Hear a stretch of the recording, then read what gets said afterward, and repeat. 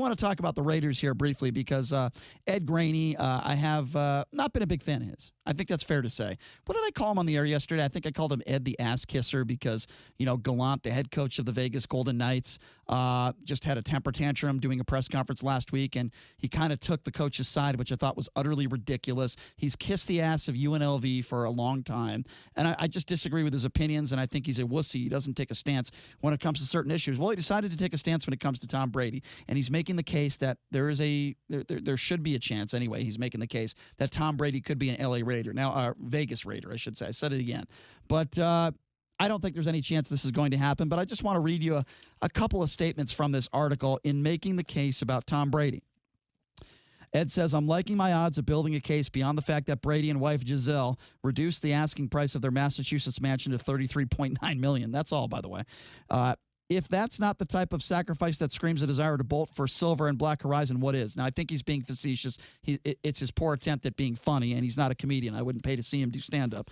But he also said Brady would immediately reset and improve the culture of a locker room. There's no guarantee of that. He's been in New England forever. He is loved in New England. You think Tom Brady's just going to walk into another locker room and all of a sudden the culture of the locker room is going to change? I could not disagree with that statement even more. He goes, it's Tom freaking Brady. Guys would listen. Guys would follow. You think some of these millennials, these 21, 22-year-olds in the NFL would automatically show this guy respect? I don't buy that at all. He also says Gruden would have to produce his most compelling sales pitch yet, somehow convincing Brady that the Raiders' defense isn't really as bad as it appears. Yeah, good luck with that. Wouldn't this also allow Brady the opportunity to prove he doesn't need Belichick or the New England system to become a champion? Okay, so this is ridiculous. See, this is where I have a problem. Brady has nothing to prove to anybody. He is arguably going to go down as one of the best. That's not even an argument, by the way. The argument is maybe the best quarterback of all time. That is the debate. We're talking about arguably the best quarterback of all time.